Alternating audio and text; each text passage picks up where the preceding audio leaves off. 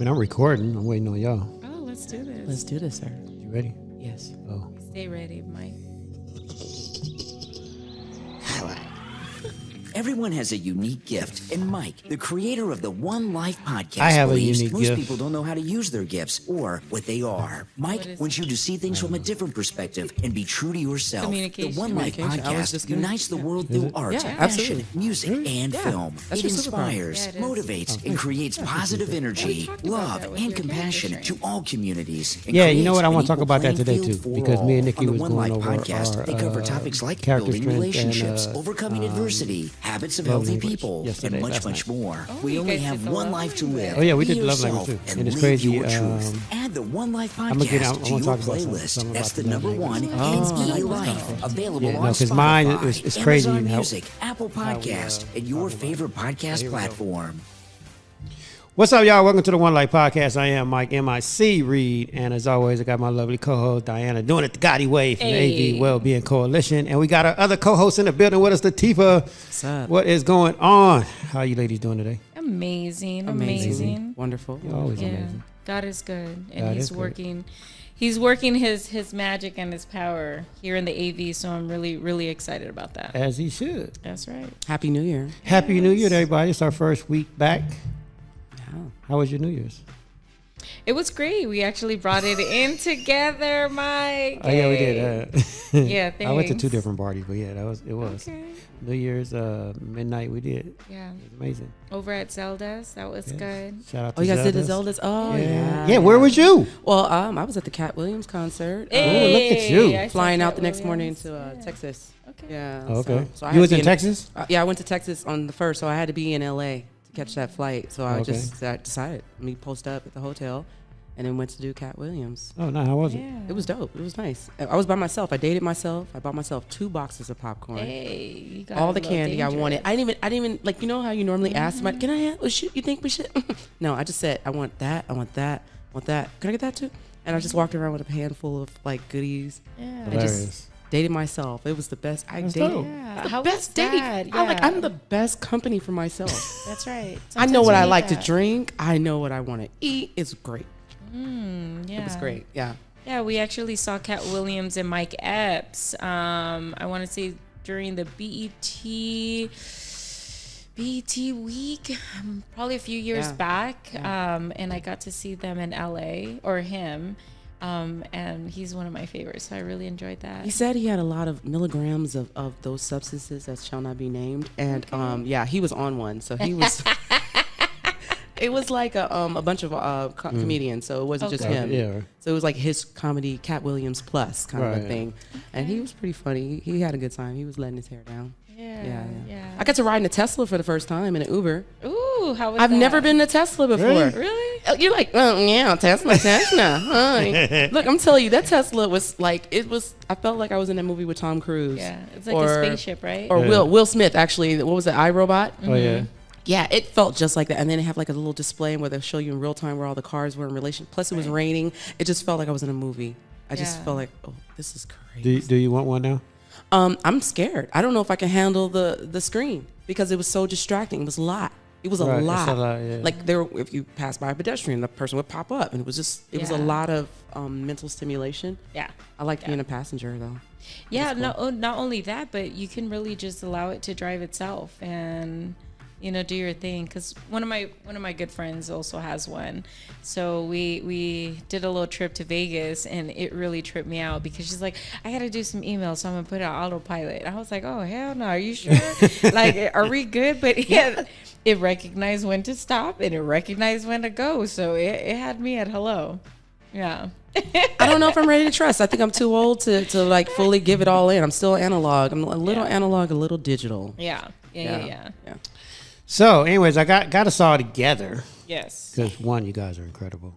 I appreciate both of you. Thank you. And I just want to talk about the new year. Like what are our plans, what our vision is, what's your individual plans and visions?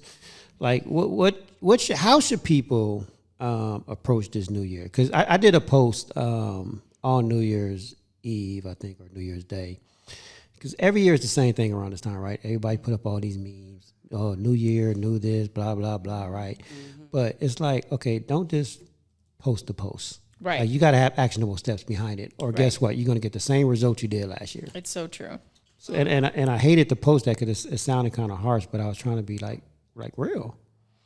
You know, what I did at the beginning of this year, I think we had a conversation of I need to step out. Mm-hmm. I need to step into my greatness, and I continue to say, 2023 is a year of gratitude. Right. I think we got to learn to love ourselves again. Just like what you were sharing, you went to this show by yourself, and you knew what you wanted. You gave yourself that gratitude, and sometimes we tend to lack in that, especially over the COVID 2020. We lost a lot of how do I deal with myself being by myself? For some people, it's some of the scariest things. So what I did is actually shout out to Janet. She had her Revelation Women's Conference yesterday, and it's the first one that they're doing, and I'm looking forward to next year. But it was so empowering to be in a room full of powerful women, and not just in for example, in LA County, right? If you do anything in LA, in a big city, you have people from all over the place, right? They're driving in. The beauty of this was it was here. It was in Palmdale, with women that I see every day, that I interact with every day. We've had some of them on the podcast as our guests, and it just felt great, reconnecting with that. And I got to dress that, or I got to do my makeup, and I felt good. I really felt good. And on Tuesday, we did the luncheon for the Hispanic Chamber of Commerce with you, Mike. And thank you for that. Thank you for pulling me out and telling me, hey, they just don't want to hear your voice. They also want to see your face. Right. But, dealing with, self-worth for a while, I wanted to just hide. I didn't really want to kind of be out there. Sometimes you're ashamed, you have the weight, you're dealing with all of that, or even wanting to get ready, being in a languishing state. So getting all dolled up, getting my hair right and my makeup, I stood in front of that mirror and I gave myself gratitude. I blew myself a kiss. That's dope. And you know what I'm saying? Shout out to Janet too, because excuse me, yesterday I actually had a conversation with Mark over at the president of the Hispanic Chamber of Commerce, and we had a long conversation last night because we're actually having our retreat tomorrow. Oh. So our Antelope Valley Hispanic Chamber of Commerce, we're actually doing a retreat. All the directors and the executive board is having a retreat tomorrow. So anyway, I was having a conversation with him yesterday, but he was telling me he was there, and I know you told me he was there as well. And he had nothing but great things to say about Yanis and that whole event yesterday, which was incredible. I'm sorry I missed it. I actually didn't know anything about it. If it's not, if it's not on my calendar, I don't know nothing about it. Right. So you guys, if you ever want me somewhere, it got to be on my calendar. I agree. But 100%. I definitely, I've been hearing, her name's been coming up a lot in my life right now. And so I'm putting it out there, we definitely want her on the show. I don't think I've actually met her personally. I know who she is. I know we crossed paths at, some of the luncheons and the other events. I never got a chance to actually sit down and talk to her, but I've been hearing great things about her, and her story is so incredible. I definitely want her on the show, so you can actually make that happen. Oh, it's already in the works. Yes, we reached out to each other yesterday about that, and I just kind of put it out there. She's definitely someone that I want to continue a conversation with about relations. Not only that, but friendships. Yeah, but like I said on the last show, I shouted out all the women, on the last show because a lot of the women, including you two, the women movement out here is so huge, and I'm so inspired by it. Yeah. You normally when you go to city, you see the men's movement, men's thing everywhere, right? But out here is more women. You guys are ruling the Antelope Valley. It's interesting your feel left viewpoint out on that, because from your perspective as a man, you think. I see it actually as a community experience. I'm seeing it actually not gender based as much as a particular community really investing and trying to grow and become their own thing. Right. I feel like we don't want to be a LA. We don't want to be any other thing than ourselves, and we're kind of just well, let's invest in ourselves. Right. Let's invest into the arts. Let's invest into mental care. Like I was mentioning to you guys earlier about my doctor called me up and was like, hey, you need your wellness checkup is January 1st. Now I know part of it is that I'm in the queue. I mean, that's what you're supposed to do. But I enjoy the fact that I have those resources available. Right. And there's a lot of places, like even when I lived in LA, I didn't have that direct. People didn't even call me up like, hey, you need to do this, or they have this at the school. Because like my oldest, she's in college, and they gave her like hey, if you guys need any mental wellness or anything, things like that, here's some resources. And I was like, Kayla, you need to do that. And she was like, well, I don't really. I was like, it would always be great to have somebody that you can communicate with and that has an independent thought and outside of the house, because I know some things you're not going to talk to me about. Plus, you said I like to talk over you. So, maybe you need that outlet. That was her feedback with me. So I was like, all right, I love that AV is giving this. Right. We're giving it. I think we're doing it. It's really us. It's within ourselves. But yeah. So you think it's the ladies, huh? Well, it is. I mean, you guys have a big movement out here, which I love. I said it really is inspiring to even see it, because you guys are uplifting each other, and I don't see that in other cities.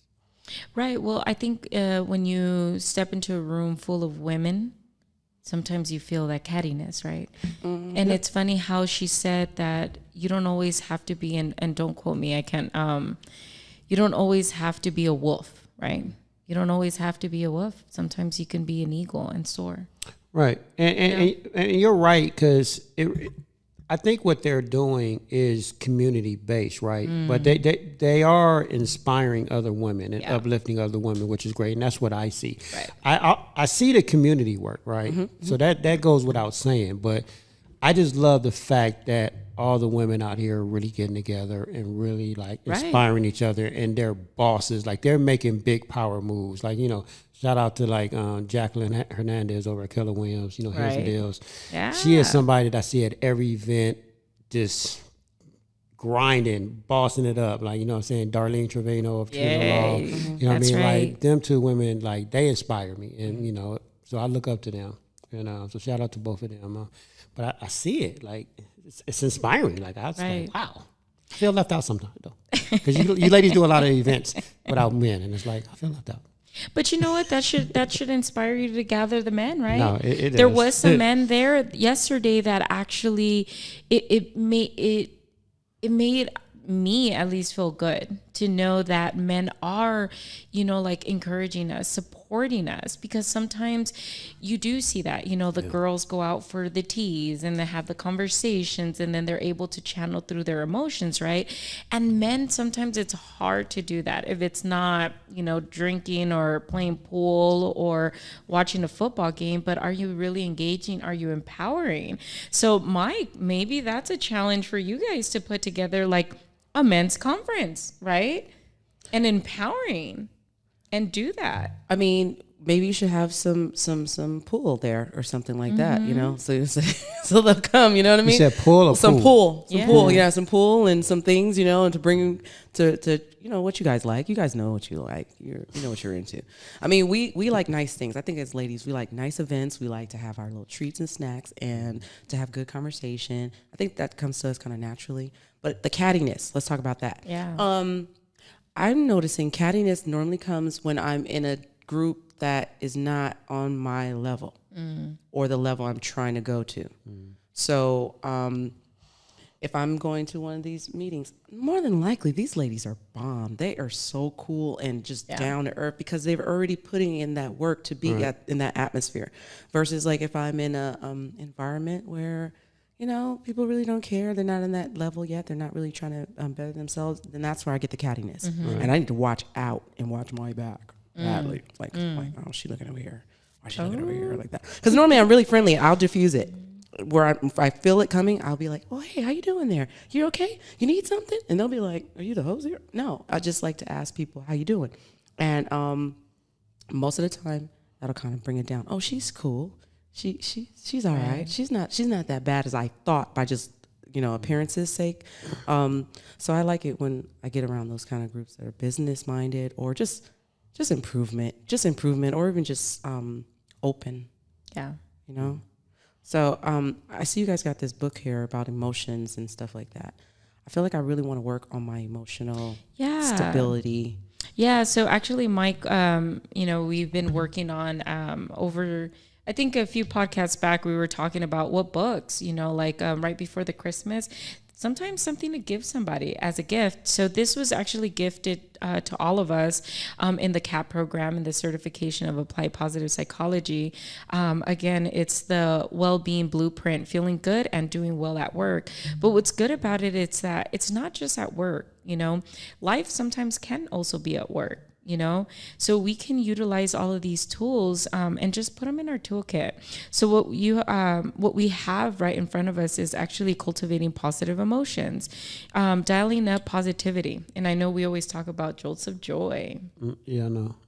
So before we get into that though, real quick, is it official that we're blowing the whistle? No, that Palmdale. Yes, sir. Yes, so sir. we can say it. You can say it. Oh, yeah. You can say it. Yeah. So actually, we have a great news that the city of Palmdale has approved a second cohort for certification in applied positive psychology. Nice. So shout out to Lois Alonso. Oh my goodness, I'm like brain farting here. He will be our instructor again. So I'm super excited about that. I'm not too sure, don't quote me on when applications will be released. And this is actually a great opportunity for our community to be a part of this, especially with mental health being so important and a key factor in our everyday lives. Not only that, but I am now a stay-at-home mom, but that doesn't devalue me. In fact, I'm actually doing the hardest job, I think, is being able to maneuver around my husband and my children and myself, right? So I say I manage, 4 people, and that's my family. But what's great about this is that now I'm giving these tools that I'm learning in these workshops back to my kids, back to my family. And then they're able to utilize now these tools with their peers. So I didn't have to necessarily, talk to each individual child that comes into interacts with my kids. They're doing it themselves. So, I suggest, even if you're a stay-at-home mom like me, please, if you see that email come through, sign up and apply. It's not just for working people in the city, it's for our residents. So the fact that the city of Palmdale is investing into us, that speaks volumes. Do you have to be a resident of Palmdale? Or can you be Lancaster as well? No, I want to say the Antelope Valley. I live in Lancaster. I applied for it. I would just say just still keep an eye out for at least the city, website and see if you do see it. However, as soon as I get a date, I will also release that information. But I know a lot of people always ask, how do I become a part of the AV Wellbeing Coalition? So we are a cohort, an extension of the CAP program. So the CAP program and the AV Wellbeing Coalition are 2 different identities. So it's just to clarify that these are 2 different things. In the coalition, we are using our certificate from the Applied Positive Psychology. So you can really do anything with that. You can go off and be a life coach. We also do workshops with our youth. So you can do really anything. So the great thing about this new CAP program is that they might not want to be a part of the AV Wellbeing Coalition, and that's okay, because the more programs that come and arise or more coalitions that come from this, it just helps our community, grow stronger. Right, and that's why, so even with that great news, there's more great news, and that's why I want to bring, just have us talk today, because we're actually going to, 1NELife podcast is actually going to go nonprofit. And my whole vision is to be a hub for all nonprofits and work with all nonprofits. Like that's my vision and what I want to do and what we are working on right now. I've already spoken with a few people. One of the nonprofits that I'm really excited about working with is Brenda over Pretty Little Poppy at the Carpenter's Daughter with her nonprofit because she's doing amazing things. But yeah, I just want to be a hub for all of them. Yeah. And I think, what the programs that we're going to set up with the 1NELife brand, and going forward, and this is why this book is important. Like you just gave me this, or you gave it to Nikki and I, 2 weeks ago. I'm already almost through with this book. Didn't I tell you it's easy reading? This book is incredible. More. We're gonna have to get you a book. I know. This book is incredible. I feel left out. It's incredible, and that's why, why another reason why we're going nonprofit, because I want to help people more with mental health, because it's and everything under that umbrella, because it's important. It's important to our community.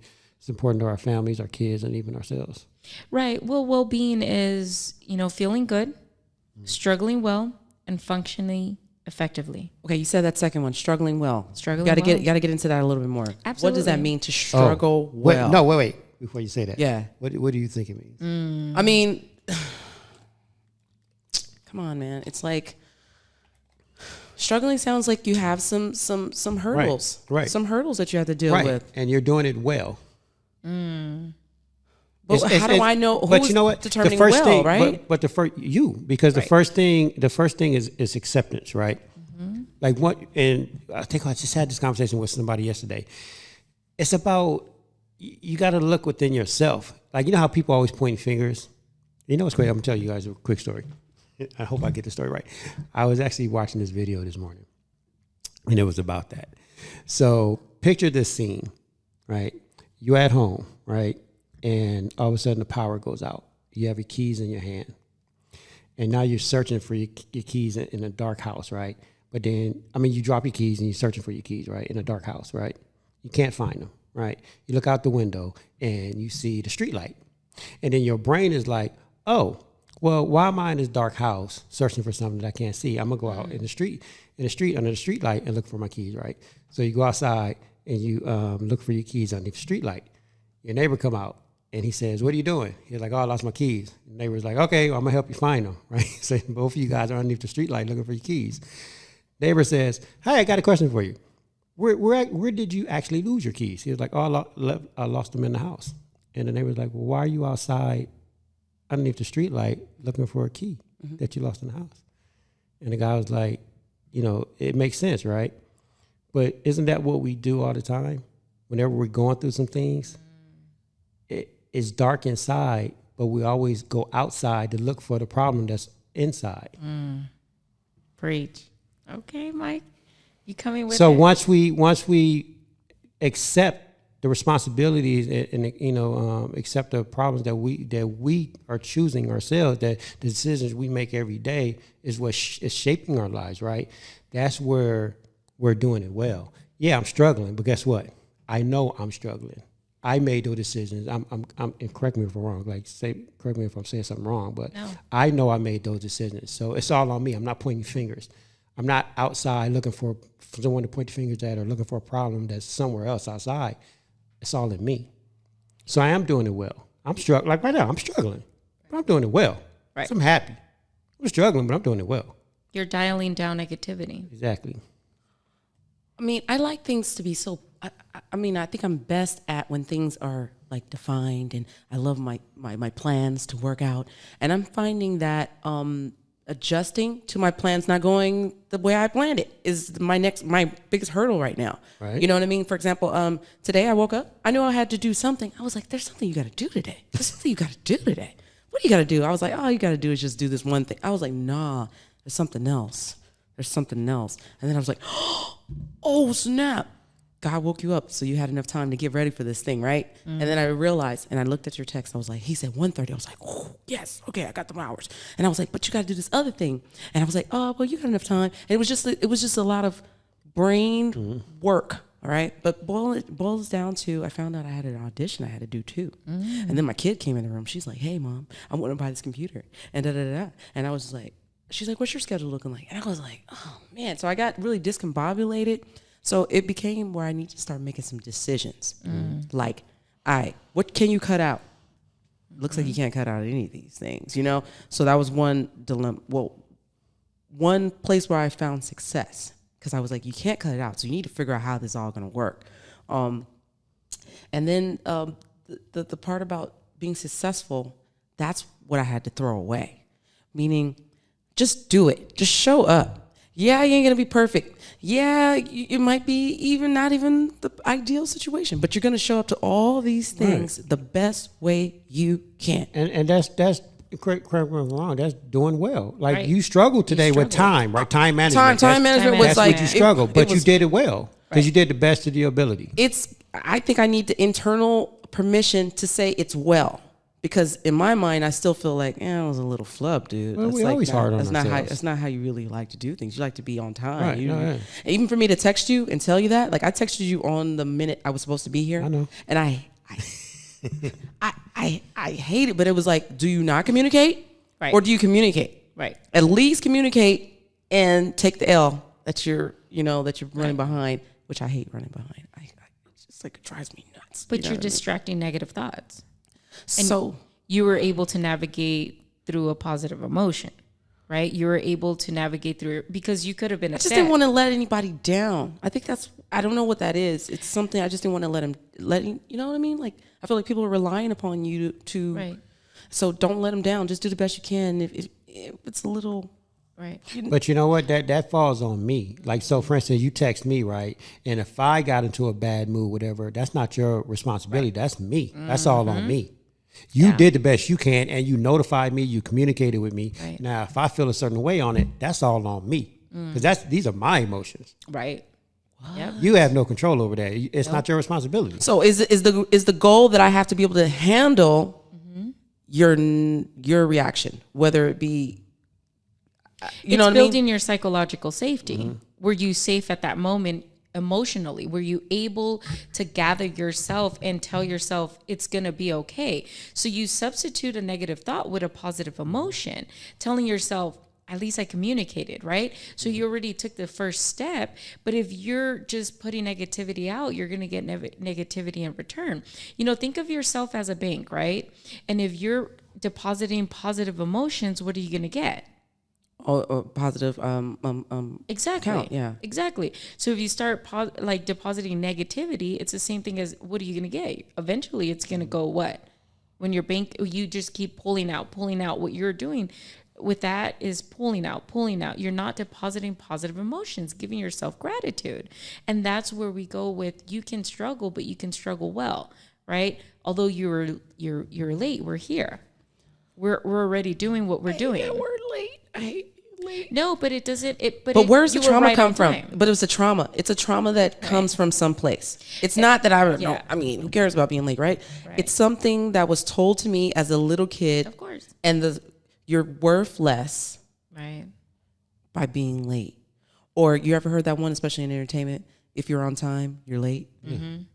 And those thoughts kind of turn into the judgment, and you're like, your worth, your self-worth. Or the little kid, like my mom was notoriously late for school, and they would punish the kid for me being late. I live miles away. I can't get to my school by myself. And they made me serve Saturday work, clean the campus up, that type of thing, as a penalty for being late. And so those things are like in me, but I don't really realize until we're talking about things like this. Where does that negative thought really come from? Mm-hmm. It's not really me. It's something that was planted, and it nags. So I was like, I don't ever want to be that person who's judged. Well, I'm like that too. I'm always early. I'm always early for everything. I don't care what it is. Like, I hate being late. But it's funny that you touch on that, and that's called navigating. Oh, what is it? Navigate through a negative landmine. That's a landmine. That you just said, generational baggage. It doesn't belong to you. But once you step on a landmine, what happens? Boom, it goes off. It's unintentional. You're just walking on the road, right?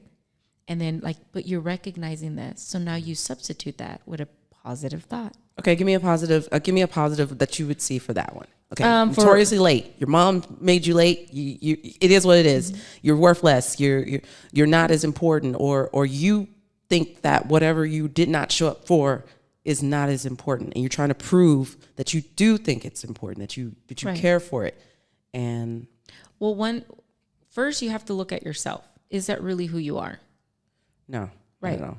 So then that already should hold more weight than the negative thought, right? So that's substituting that. Second, let's say you are late, right? So then now your time management. So you start with tiny habits, right? we were just discussing about alarms. You know, Mike was like, make sure everyone's, well, I'm really good about now time management, because if I'm not, I'm distracted, and that's realistic, right? So, but I'm not beating myself up for being distracted. I'm substituting it with a positive emotion, meaning now I'm setting up timers to not allow myself to fail. So you have to recognize these things, you know, and if you're being, you know, a little harder on yourself, well, that means you have to substitute those negative thoughts with positive thoughts to be able to have a positive result. It's really not as complicated sometimes as we want it to think. It's really simple. It's just shifting your mindset. It's like navigating through a road, right? And if you know that every time you go left, you're going to hit a ditch, right? When do you learn from that? You shift, you pivot, and you're able to, now you know that you have commitments. So let's say you have to have a planner and write it down. And you have to, you know, be able to set tiny habits to succeed. Well, let me throw a little monkey wrench in there, because I did have it. It was ready. But then there was an audition that came in that said, sorry, guys, this is a 24-hour turnaround. And it was dialogue heavy. And I was just like, oh, okay, I got till 5 o'clock. Turns out it was a 12 o'clock turn in, and it was 11:38 a.m. So it was like, make a decision. Which one are you going to do? You're going to be a tad bit late for Mike's podcast, or you're going to not turn in this audition, and you got other people relying upon you and work. It was crazy. It was like crazy. So anyways, I wind up saying, this is what you're going to do. You're going to run this audition. You're going to run it twice, and you're going to submit whatever shows up there. Yeah, you know you hate doing that because you're a perfectionist. 2, you're going to book it and get to this next thing. And if you can make it on time, great. But if you can't, text him. There it is. Just text him. But the gratitude is in that I felt like at least I was like a beast. Like I felt like I tried to do everything. Like Exactly. Like you did that. So you celebrate. Yeah, I do feel like I was a beast on that. You should. But I hated my audition. I hated it. But I still felt like it translated the energy that I needed it to translate. But you still did it. Right. You could have folded and You could just. have folded and not do it at all and just gave up. Exactly. But you didn't. There you have That's it. a huge accomplishment. Hopefully Tyler Perry sees that. It was a Tyler Perry flick too. And I was like this broad right here. She came with no makeup on. She looked like she just rolled out the bed. Yes, because I did. Yeah. But not only that, but then you can go back and share what you learned. And not only that, but people can grow from your mistakes. Sometimes we think that, you know, vulnerability is weakness, but it's not. It's telling your truth, and people can learn from that. You know, sometimes we're going to have hiccups in life, and I always call them hiccups. You know, because you can't control everything. What did you call it before you called it a hiccup? A mistake. Ooh. And it's not a mistake. It's just something that happened. It's a hiccup. Do you feel that? Do you feel that the difference in that word? Yeah. Hiccup and a mistake. It's negative. It's a negative. I'm depositing negativity, but it's a hiccup. Oh, you know, okay. Now I jumped into a positive emotion and I grew from that, right? You're going to have to grow at some point from again, your hiccup, your mistake, or even when people, this is another example. People always want to say, oh, I'm busy. You're not busy. You're being productive. I don't have time for that. It's not that you don't have time. You're being productive. You're growing and you're investing in yourself. But if you beat yourself up, you're always going to have that stuck mentality and be hard on yourself, right? Okay. Where that generational baggage could come and affect you emotionally. And then that's when the anxiety comes, and that's where the depression comes. And that's when you're a lot harder on yourself. But if you're able to pivot and substitute with a positive emotion, then you're going to be able to grow. So that's why I always say, it's also certain words that you have to try to maneuver around or change, you know, and substitute that with a positive emotion. Mistake, hiccup, problem. I call them obstacles. Yeah, there you go. Obstacles. Because every obstacle is different, right? Right. For me, and this is just for me, this is me personally. Every obstacle is different for me. You know, the more obstacles you go through, the more harder they're gonna be. Okay, I've substituted problems for challenge. Challenges, yeah. Yeah, so it would be challenge, but obstacle is even more. It's more visual to me. I just picture that guy trying to push a rock, you know, and a big rock in his way, and versus a challenge sounds like a game or a quest or something like that. Whereas life is a little bit more serious than that sometimes. It's bigger than just a one-day quest. It feels like it's a little more vast. That's all. That's how I put it. Big, like a black hole, y'all. And it's a navigation, right? On a boat, you're navigating. There's going to be some waves, right? Then there's going to be clear waters, but you're navigating, right? You can always pivot around. I mean, I always use that analogy, you know, football and life. It's the same to me, you know. Life is simple, not easy, right? You know, I always say, if I gave you a football and you started at one end of the end zone, and I say take the football to the other end, it's easy, right? But life is always going to put obstacles in your way. Just like in football, you got defenders on the field, so you got to go around them. You got to get through them. Just like life. When they put obstacles in your way, you got to either go around them or go through them, right? If you go around them, guess what? That obstacle doesn't go away. Life is just going to bring it back up down the field. Yeah, and strategize and patience. Yeah. Your path is never going to be clear. We all have a path. It's never going to be clear. Nobody's path is straight and clear. There's always obstacles, turns, ups and downs. I'm thinking about the word success now. So who decides if you're successful? You. Yeah. Your life, your path is your success. You can't measure it through anybody else. No. We're all different. All different. I'm very successful. It's funny because Janet also touched on that. Janet, yes. Janet. Yeah. Janet or Janet? Janet. Sorry. I keep messing. I keep wanting to say Janet, but it's Janet. She said, I'm already a millionaire. Right. She said, because I'm investing into myself, you know, and that's how you measure your success. Yeah. You know, you're growing every single day, but if you keep yourself holding back and just beating yourself up over those little hiccups, you're never going to grow. But it's your own mindset. You're already a millionaire because what? You showed up here. You woke up this morning. Yep. You know, some people don't even have that chance. You know, they always say, do you know where the wealthiest place in the world is? Where? Do you know? Nowhere. No, it's actually at a graveyard.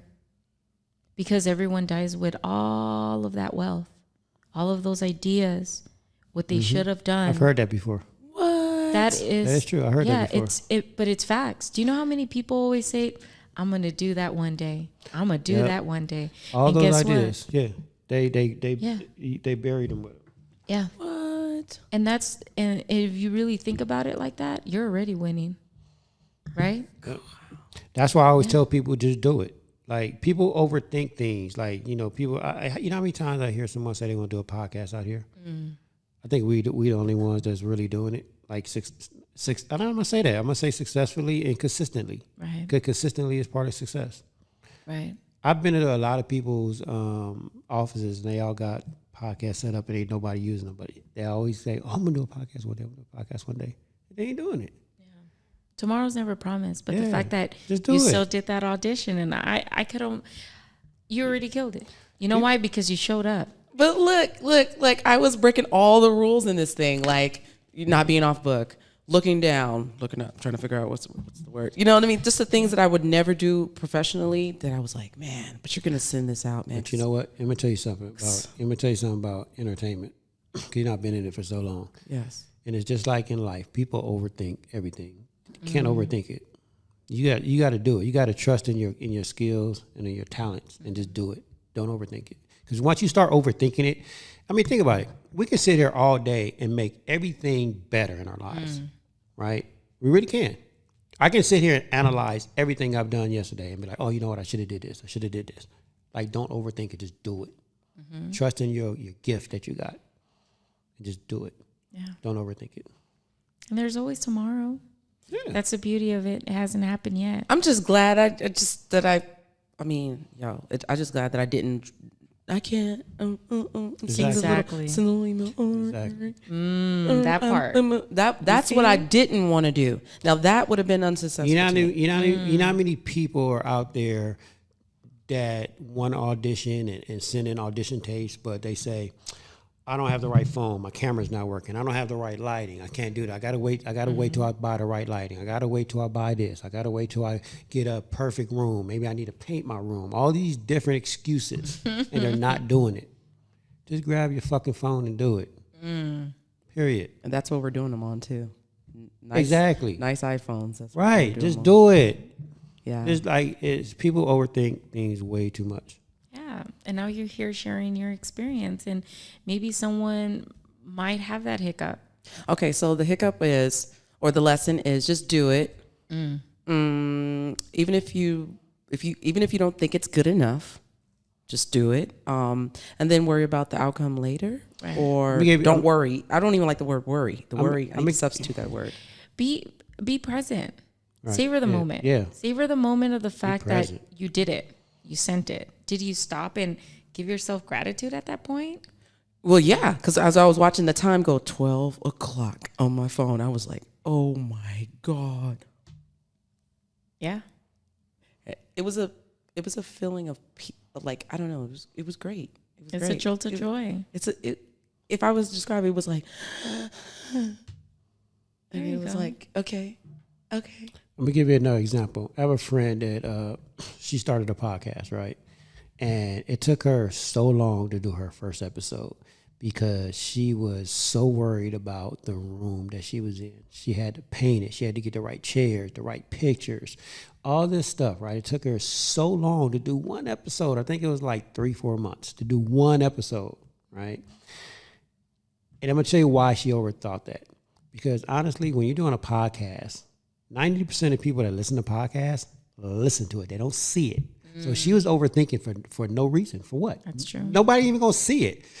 I got a great studio here, right? But I'm not even halfway done with fixing up the studio because I know half the people's not seeing this. I do video because of social media and Instagram posts. That's it. Not for the podcast itself.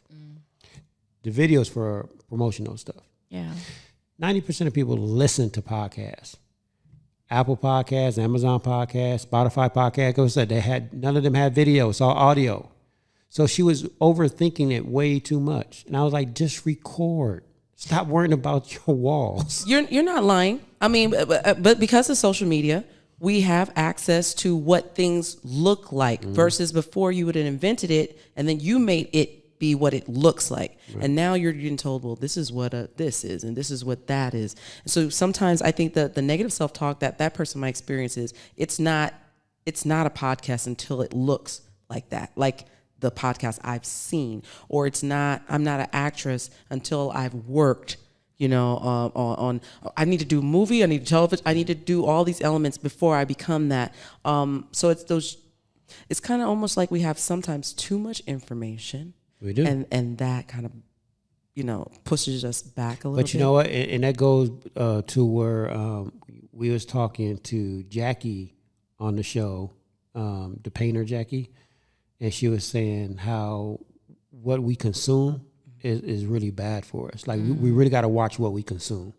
Because, it is a bunch of videos out there and information out there that we shouldn't be consuming. Because it's going to deter us. It's going to put us in our head way too much.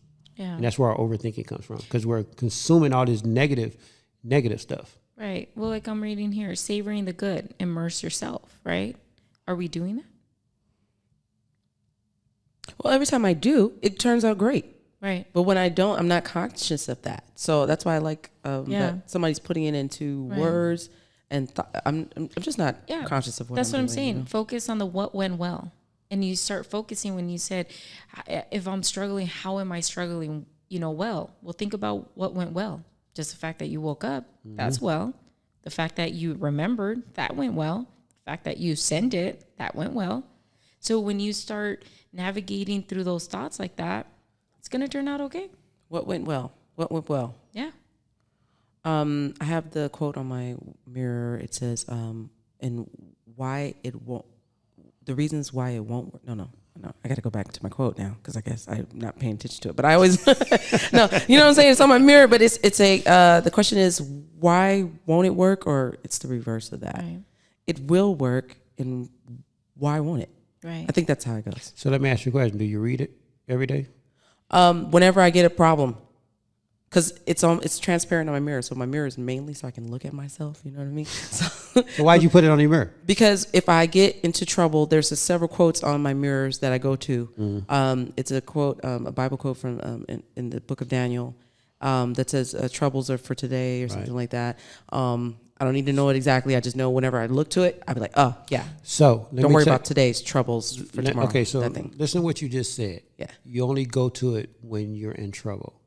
Yeah. This is why I tell people to get a playbook and write down 10 things, whether it's quotes, activities, whatever it is, and read it, do it for 10 minutes each day. That's where your well-being and everything is going to come into play. It's going to kick in. You can't go to these things only when you're in trouble, because it's a journey, and you're developing habits, right? Like how Diana was saying earlier, when you have tiny habits, and I call them bite-sized habits that you can bite-size every day and swallow every day, then at some point in your journey, everything is going to become a habit. And it's going to become easier. Life becomes so much easier. You can't just go to, like people, they only go to church or to read the Bible when they want God, right? No, I talk to God every morning. Like you can't do it just when you get in trouble. It's going to take you so much longer to understand things and to like be well at it. That's what I'm trying to say. Right. I mean, I would agree with you 100%. My habits are not up to the point where I need them to be. They're not developed. So I will admit that that's true. I also realized too that I have a horrible auditory memory, like horrible. And I need to see things visually. So in order for me to retain them in a long-term repetitive fashion, so like anything, if I can see it, I'm going to remember it. I'm going to remember where that is. I'm remember that is. But you tell me something, you might tell me like 30,000 times. You see my slips, right? You think I have those slips at my shows for just because? No, I have them because I can't remember what people tell me. You can be like, I remember names because I kind of will match a name. I'll put a name above their head like a bubble. You know what I mean? So I'm like, oh, she's Diana. That's Mike. And I picture a mic. I picture a mic above your head, like this kind of mic. And that'll help me. But other than that, yeah. So I have to work with my strengths and my weaknesses. So how would you do that? So if you know a person's super visual, like if they were visual cue cards versus So this is I like that. So this is your house, right? Yeah. It's your mirror. Yeah. Why can't you get sticky notes and put them on your mirror? I got every day. But you're saying sometimes you tend to forget what you have to do. Well, every day you wake up, right? And you have to use the restroom. So immediately as you wake up, it's going to be right in front of your face. So I was the same years ago, I was the same. And one of my executives, who was like my big brother mentor, he taught me what to do. It's like, Mike, you got to start writing things down, because I will always think I can remember stuff. Right? I always had a great brain. I was like, I can remember everything. But once I started working with him, like I started getting more responsibilities, so much stuff. Like I started forgetting stuff, and he was like, Mike, you got to write it down. I kept a book, because him and this other executive, they kept notebooks, and they would just write everything down. He was like, you see what me and Khalila do every day? We write things down. And I was like, yeah. So he's like, you got to start writing things down, right? I think a month after that, I was still forgetting stuff, right? Now, and I was showing him, I was like, dude, I'm writing things down. He was like, looking through my book. He was like, okay, well, here's the key to writing it down. He was like, you actually got to go back and read what you wrote every day. You can't just write it down and then put it to the side. Like, that's pointless. Right. You got to actually go back and read what you wrote. So that's what I said, every day. Like every day now, I have these notes in my phone, and I go through them every morning. That's part of my morning routine. Was this person going through that big book of their notes daily like that? You have, you know what? You have to create a morning routine. And I tell everybody this. I have a morning routine I do every morning, and I don't let nobody deter me from that unless it's like a real emergency. But I have a morning routine I do every morning. Go over my emails, go over my notes in my phone, write down what I want to do today, and throughout the day, I look through it. Right. It's finding an anchor as well for the tiny habits. Discipline, right? But and everyone's unique, right? Mm-hmm. There's certain things that work for Mike. There's certain things that work for me. There's certain things that are going to work for you. So ask yourself that, and I'm only using the mirror again as an example because you pointed that out. You put sticky notes on there. And even if you have them all over your house, guess what? You're not going to forget. So now you have already accomplished that. And how do you celebrate? Always give yourself gratitude so you could continue. through tiny habits, and then you're eventually going to do this on your own. What I was reading in this book, you need a cue for you to, correct me if I'm wrong, you need a cue and an anchor. To go, like you need something that's going to cue you up to say, oh, I got to go read this. Yeah. And then once you, like a trigger, then once you go read it, then celebrate it. Like, okay, I did this. And mind you, bite little sides. Do one note, do two notes, whatever. Don't go posting a bunch of notes around your house because you're not going to read all of them, right? It's going to be overwhelming to you. Do one or two every day. Maybe if I just start with one. But you need a cue or a trigger that makes you every day go read it. And then once you read it, then celebrate it. Treat yourself. Right. So I think your trigger, you say you wake up early every day at a certain time, same time. So that's your trigger, I'm guessing. What's your trigger? I mean, for me, every day is, I think about the same. I'm really big on alarms. Yeah. You know, like I'm huge on timers because I'm that's your trigger. That's my triggers. I'm going to be very honest. I'm very forgetful. I mean, I'm a mother, a wife, and I have kids. So I'm having to maneuver all of this, but my triggers are my alarms. So I know, okay, that's what I have to do. I'm very forgetful. So I'm very honest with myself. If I don't put an alarm, I'm going to forget. Hey, even alarms are good for the smallest thing that you think you're going to forget. Yeah. Like if I got to make a phone call or if I got to write something down at a certain time so I don't forget, I'll literally, like if I'm driving, I'll literally set an alarm for that. At 4:54, and because under alarms, you can actually say when you get to this destination, your alarm goes off.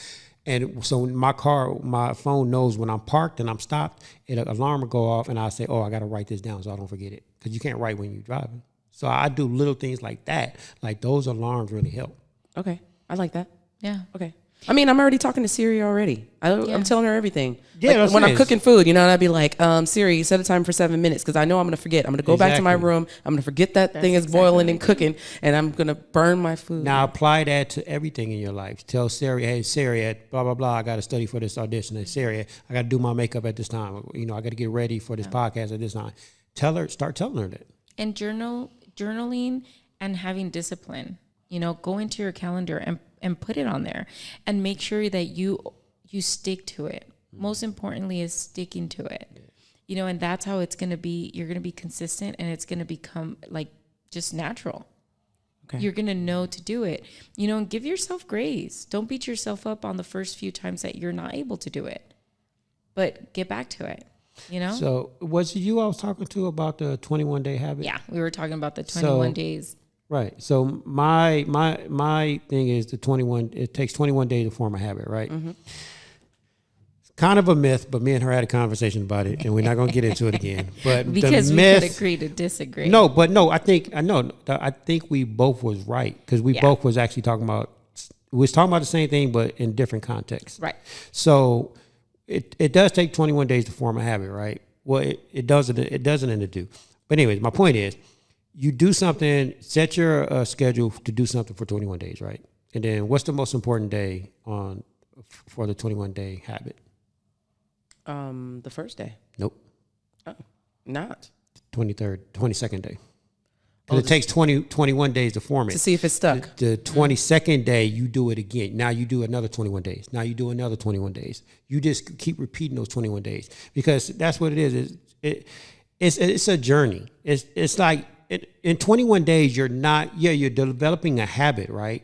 But it's not sticking with you because you can fall, you can have a relapse, right? So guess what? You got to do it again. You got to do it again. So if you continue your 21 days, like say do 21-day a challenge for like 10 times, right? Do it 21 days, do it 10 times, right?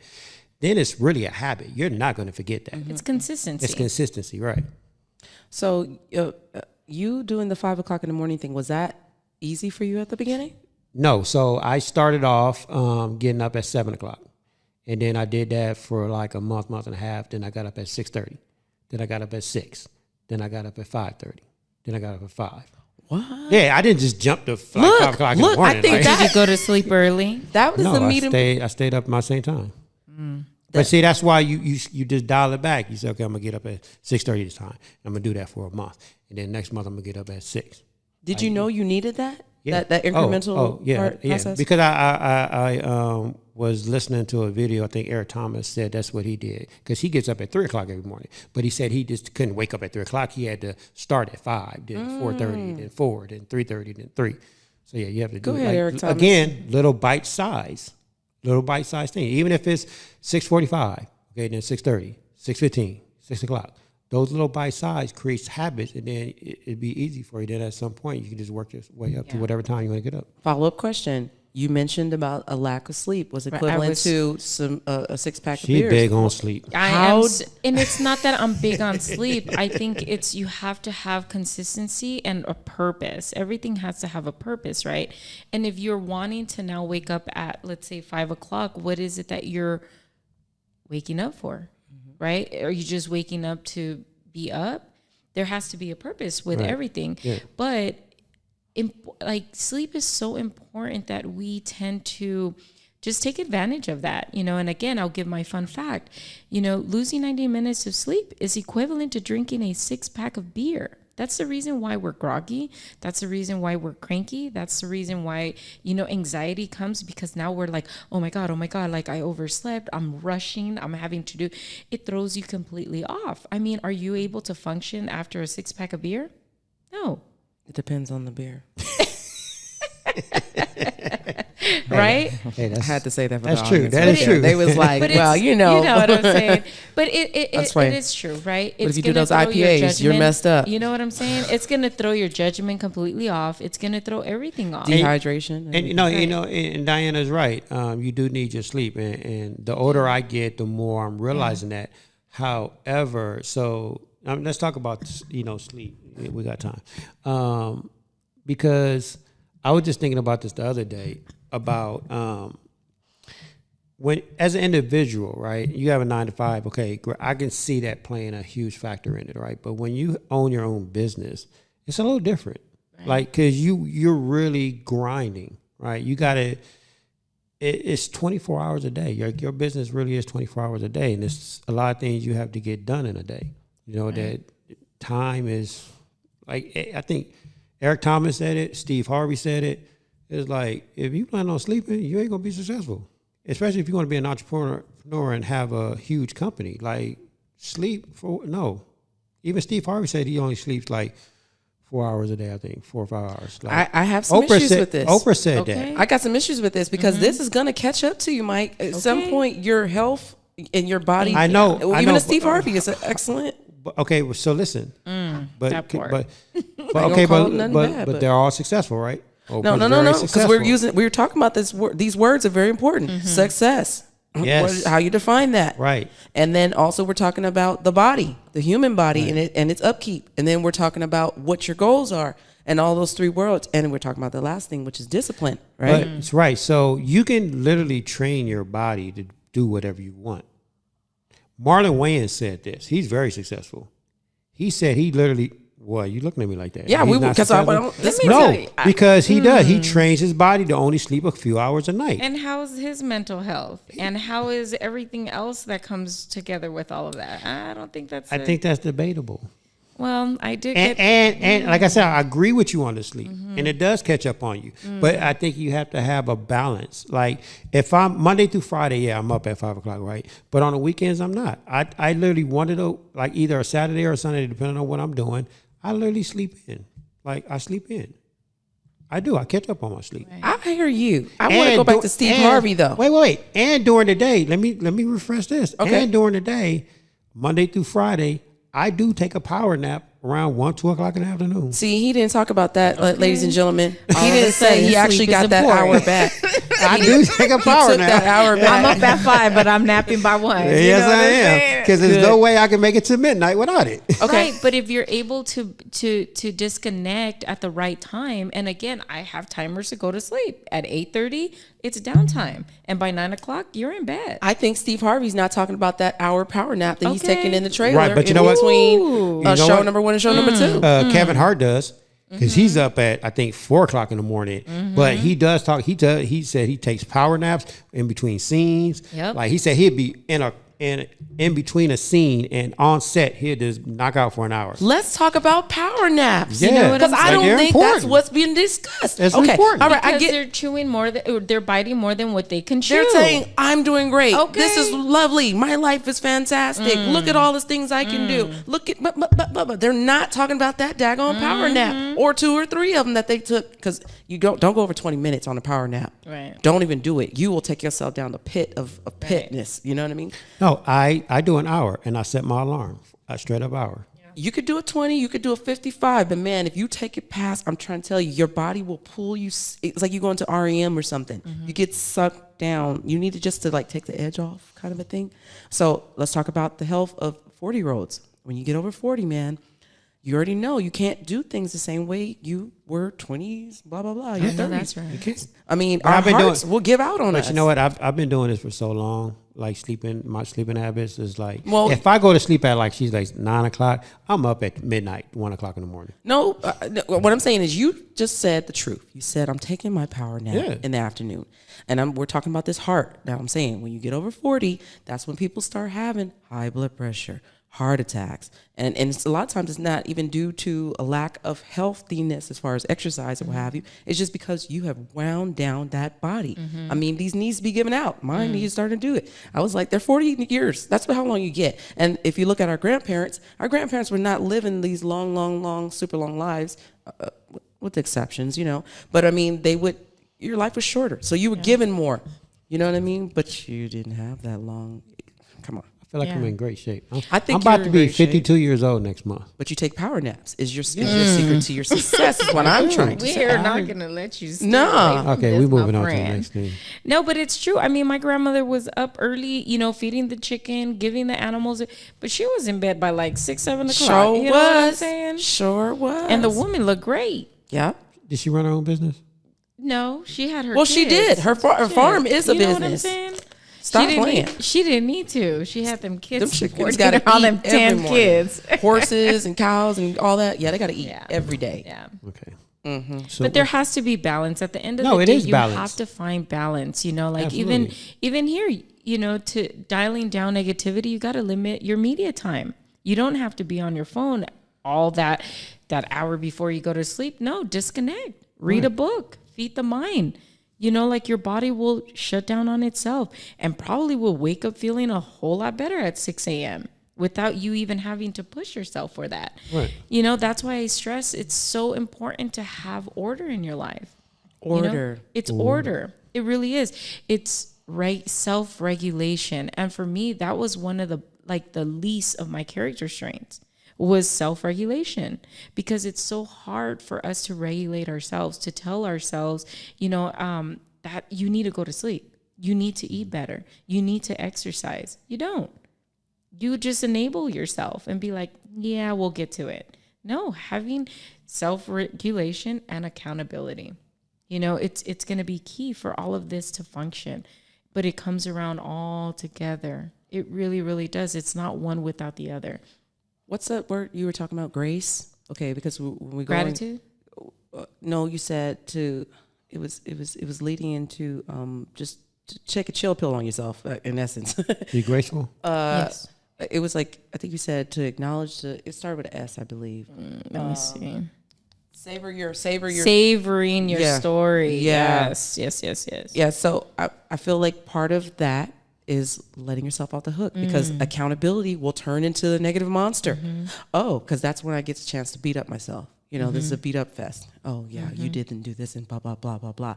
So that, because sometimes you know, self-help kind of goes weird sometimes. But you have to substitute that negative thought with something positive that you did, because not everything you did in that day was negative. I feel Going like back it to your has to bank. go together. Like you have to like heal yourself after you spend some time like really like banging on yourself a little bit. Yeah. You know? Yeah, you have to just be kinder to yourself and substitute those negative thoughts with a positive thought. You know what I mean? Even when you're feeling down, take it, like Mike was saying, take a piece of paper and write 3 things that you're great at. 3 things that you can really be proud of. Put that in your pocket. And when you're feeling that need to beat yourself up, pull that out. And then now you're substituting, you know, those negative thoughts, and you are savoring You know, like that moment, like, oh, dang, I really did do that. Okay, cool. So now you're able to pivot with the jolt of joy. It really all comes around. And these are such easy tools that you can really put in your tool chest, and you're not going to always utilize them. You know, every day is different. Navigate through that. You know, you never know when you're going to have a hiccup, but you have your toolbox, right? Right. And you know, I call it my playbook. And I'm actually in the middle of writing the playbook, y'all. So it'll be on sale in a couple of weeks. A couple of weeks, really? Trying to, yeah. Nice. But but she's right. Every situation is different, right? Just like so in the playbook, that's why I say write down at least 10 things that give you your joys of joy, right? Because every situation is going to be different. You might write down 3, like she said, 3 things, right? But you might be in a situation where those 3 things don't work. So you got to go down the list. Sometimes I got 15, 18 things on my list, right? Sometimes I make it through all my lists. Depending on what the situation is, I get down to the bottom of the list. Because you have to try everything. Okay, that didn't work. I'm going to go to the next one, go to the next one. Sometimes I get way down to the bottom. Right. And my last resort is my last one. You know, we share this tool with the kids. You know, the crinkle of a candy? You know, when you hear that, you're like, ooh, what's that? Yeah. Well, that releases endorphins in our mind. Whoa. So that's another tool that you can put in your toolbox when you're feeling nervous, right? For those auditions, put that little piece of candy in your pocket. And just from the crinkling, it releases those endorphins in your mind. And it releases that positivity. Even when you're feeling negative, keep that candy in your pocket. And that's another way that you can help navigate through that. When you want to beat yourself up, keep that Jolly Rancher. You know what I'm saying? Your dog treat. You guys ever open up your dog treat and just the dog comes out of nowhere as soon as he even hears a little. That's releasing the endorphins. Because the dog. You know what I'm saying? It's us. Even when we smell that barbecue, you're like, ooh, who's eating? But those are jolts of joy. It's just knowing what they are and recognizing them and utilizing that tool when you need it. You're not always going to use that wrench, right? It's only when it's needed. Sometimes you need a hammer. It's just going into your toolbox and figuring out the right tool and when to utilize it, and be kinder to yourself. I always tell people, give yourself that grace, man. At least you showed up today. At least you're here. I'm happy to you know, I was excited to meet someone new. Yay. You know?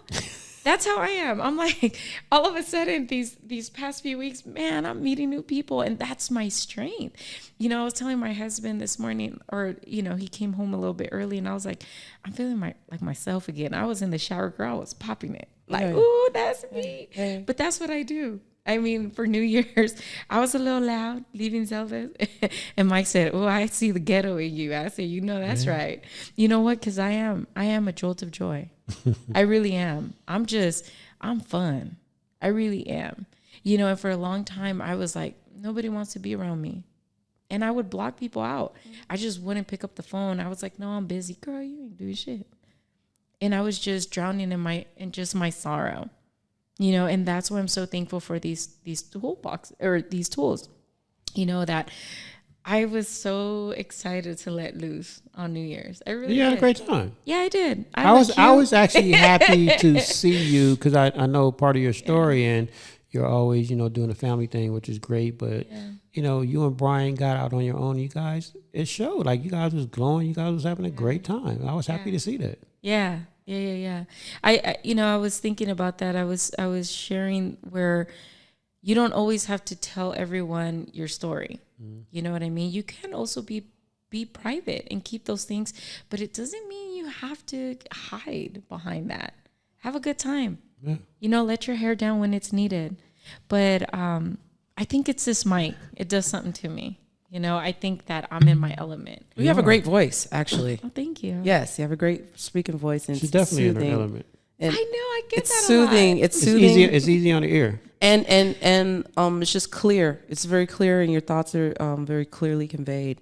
You brought up the thing about the wrench, and I was doing my laundry. You know, Mike. You know how he loves to do laundry. I love doing laundry. He loves doing laundry. That's one of my joys of joy. That's his. Really? I know people think I'm crazy. I love doing laundry, y'all. I love folding clothes because it's a rhythm thing for me. And it's part of my meditation. Like, I love it. I sit there and I watch TV and I'm just folding like it. It's like people like going out and watering their plants. I love doing that too. So that's just one of my things I love doing. No, that's when the freshness that's of like the clothes. my least favorite. And No. I think it's because I got too many. Because Mike owns a laundry service too. He also does take out laundry. It's the warmth of the clothes, the freshness of the new clothes. So it's just it's one of my joys to joy. I know I'm weird. It's not. I don't think that's weird. I think it's cool. No, for a dude, I fold my socks, my underwear, my tees. I fold everything. Ask Nikki. Everything is in my drawer. Everything is folded. Have you ever had 4 weeks of laundry get piled up? No, you have not. No, I do. He's doing laundry. one basket. I do a dark and a light. Yeah, that's it. Stop playing. Clorox or no Clorox? No, I know how to separate clothes. I know you do. That's what I'm saying. You got dark or light. I got colors. You don't got no. You said black colors and white. You're like that's color fast. It can go in there. Hey, I got delicates now. Oh my God. Okay, he's getting with it. Everything goes in. Okay. No, for my husband, it's ironing. He likes to iron? Oh, shit, girl. We clown him and we're like, are you even going to iron your socks and your underwear? He goes, yeah, I am. But you know what? It's his jolts of joy. Yeah, that's it. It makes him feel good. We were arguing for Christmas. We all got PJs from his aunt. I just popped them out and I put them on. You know why? Because we were all doing it. He literally sat there and ironed everything. I said, Brian, you're going to sit down and be wrinkled in PJs. He goes, but it makes me feel good. Yeah.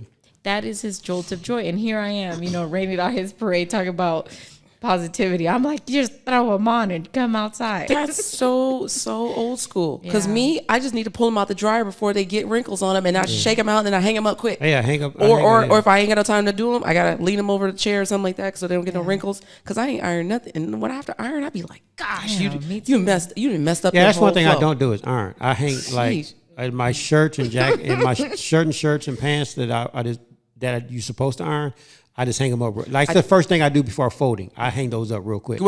Like, I try to shake them out, yeah. You'll never catch that man wrinkled. I think Brian and Mike should start a fluff and fold business. I think that would do really good. You go in and just do your shift. You just wash them. He iron them. And, hey. That's hilarious. Come into a town near you. We're on to You know what? It might because we'd be like the two happiest dudes because that's our jokes of joy. You know what I'm saying? We have great customer service. Oh, excellent. I was like, my clothes smell great. It smell like Tide. I love it. It's hard. Gain, whatever you got in there. Oh, that's hilarious. Tide, call us. Gain. Yes, we're down. Yeah. Yeah, and we met in medical assistant school, so our scrubs, man, nobody was lined up like that, man. Then we took creased up. Does he iron your stuff? If you ask him to, if you're like, hey, only when, and it drives him insane. Like, he's like, you're not going nowhere with that. Oh no, Give it to me. I mess with him because I was like, I don't need it iron, and he's looking at it. He's like, are you sure? I said yes. Are you sure? Girl, he pulls it from me. But I like messing with him. That's funny. I like to tickle his funny. That's what I say. We have a ball at home. We have a ball. Even the kids, he'll literally rip it off of them. I need to iron it, and it drives him insane. But my stepfather was an ironer. He had like starch. He had like the real starch, the kind you mix with water, and he showed me how to iron. So I know how to iron. Don't get me twisted. I just try to do it like shake that out. Okay, we gonna be all right. I say my jeans, and I'm gonna stretch it out. You're not gonna see a wrinkle. We good.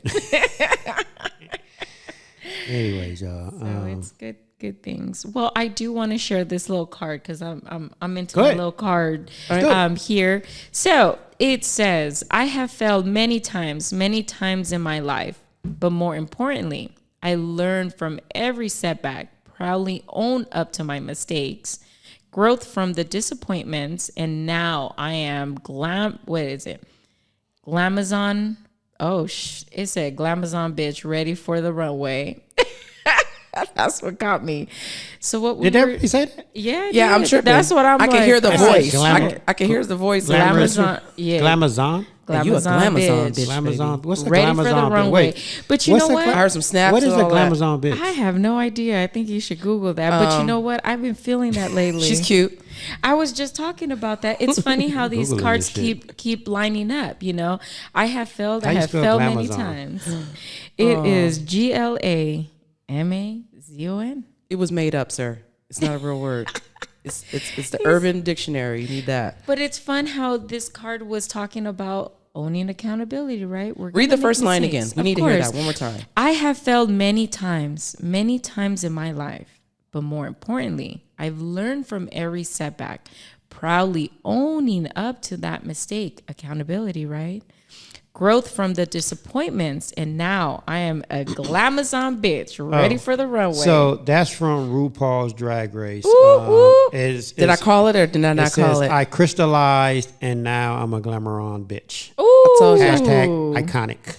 Okay. I called it. I said it was some snaps at the end of You it. know what I'm saying? I heard that, baby. I'm over here like talking about mistakes and accountability. And I said, did that say bitch? That was from TikTok, May 1, 2020. There it is, Nice. y'all. So Nice. crushing your goals, go ahead and get that right and hit the runway. Glamazon. So it's a big broad. Yeah, she's glamorous. She's big. She's tall. She's fierce. She's Xena the Princess Warrior. Yeah, and she's gonna kick ass. You know, and she's gonna drop it one time right before you go. I miss Xena. Xena the Princess Warrior. That's why our generation is the way we are. It's because Xena was out when we were kids and we was watching Xena. yeah. We were watching. We was like, oh, okay. I can do that. I think that's where it. Yeah. Hey, Wow. Wonder You're looking Woman at is the results Diana. of it. Hey. Good times. And She-Ra. you Remember go. She-Ra? Oh no, you're too young for She-Ra. Well, I will be 40 this year in October. Okay, you need a couple more years. That's all you need because She-Ra was she was cut out. Yeah. She-Ra was dope. But it's funny how we did have some really good stuff. We were talking about Mr. Rogers the other day. I said I miss Mr. Rogers watching. What about that. Barbara Walters passing on? And I she know, put us up she on this put it- too. Yeah, she did. She's part of the Yeah. reason why we're here right now. That's actually, right. That Yeah. is so true. yeah.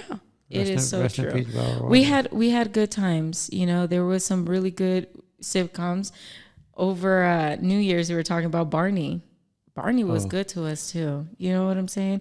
It really taught you about meeting new friends. Why you make that face? Because they've been making some jokes about the Barney. They've been changing the words on Barney stuff, and they just been making it kind of a little You know. raunchy. 'Cause Barney's going to be here in the next couple of weeks. What Yeah, you mean? I can't wait. I We're interviewing cannot him. wait. The actual character? Yeah. This is going to be really good. He's Is it a for good- kids or he- for adults? He's a good friend of mine. Nikki met him because before I saw me and Nikki went to a friend of mine's house on New Year's Eve I go to every year. And he's always there because I You're dead serious about this. No, dead serious. You know Barney. yeah That's what I go said on my too. Instagram. I Are you took talking about I love you? You love me? Yep. So, a little fun fact: Barney, you know the TV show that I worked on, Hip Hop Harry, for like over 20 some years. Barney is Hip Hop Harry. We took Barney we took Barney and made him Hip Hop Harry. Yeah. What? Yeah, Nikki met him on New Year's Eve, and she took pictures because she was like that's her one of her idols, and we took pictures, and then we went and met Brian and Diana at Zelda later on that night. It's kind of like Elmo. I never knew that these are real I people. love You know what I Elmo mean? It's like, too. yeah. His name is David Joyner. Google him. DMZ actually did a story about him because he's actually black, and people didn't know Barney was black. So it messed up a lot of people's childhood, which is funny. Serious? No, that's why TMZ. I don't did think it. we cared. A lot of people cared because when it came out, this was I forgot how many years ago this was, but when it came out that he was black, a lot of people start commenting like, "Oh shit, my childhood is ruined now," because they thought Barney was some white dude. So TMZ did a story and they brought David on the show. It was like, "Oh no, yeah, I'm black." It's funny. Well, that's why they used to dance. You know what I'm saying? There was soul in there. Do you guys watch Atlanta? No. It's a show. It's a show with homeboy. I can't even think of his name right now. T.I.? No. Atlanta is a show. Donald Glover, Donald Glover, and he does. The episode is pretty much about some people growing up in Atlanta and they, their careers, what have you. But they do spoof episodes that have nothing to do with the storyline at all.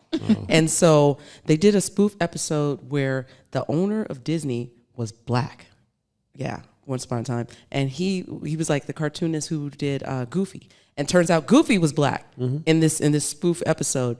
And when people found out that Goofy was black, they tripped. Same way with the Barney thing. A lot of those characters was black. People don't know that. But the people, like, they were like, I didn't like that, why is he acting like? But when you thought about it, he was like, whoa, I see it. because even like his background and how he behaved and how he's protective about his kid when Goofy had a son. Anyhow, moving on. You guys can check out Atlanta if you ever do. If you're ever binge watching TV. Or something. So Barney, David Joyner is going to be on the show. I'm already talked to him about it. Oh, I got to be here that day. Yeah. Can I just hold the lights? Can I just? But we're not going to really. I mean, we're going to talk about Barney and all that, but we're going to really talk More about interesting what he's into nowadays, and I'm not going to give away right now. But That's cool. That's cool. Yeah, I just want to meet. Can I just meet him? Just bring me through so I can meet him, so I can be like, yo, I met Barney, and my kids gonna be like, yeah, right. Yeah, my kids grew up on that. And so we're gonna take them out to lunch afterwards. Who else you know? You know some more cartoons that I need to know? Do you know Kermit? I don't know Kermit. Seriously, I'm in love with Kermit. I know the whole Sesame Street people. Yeah, well, no, that's Kermit is different, not Sesame Street. He is God. Why am I blinking out? Because, yeah, it's Henson. Yeah. Yeah. So their studio's actually still in Hollywood. You can actually visit the house where they used to do a lot of. I promise you, I would cry if I could take a picture with Kermit. Yeah. Look, I have issues. I was a little kid. Kermit was my homie. Kermit is me and Kermit, like Kermit the Frog. Like I even think I call my kids Kermit. Yeah, I love you, Kermit. I love you.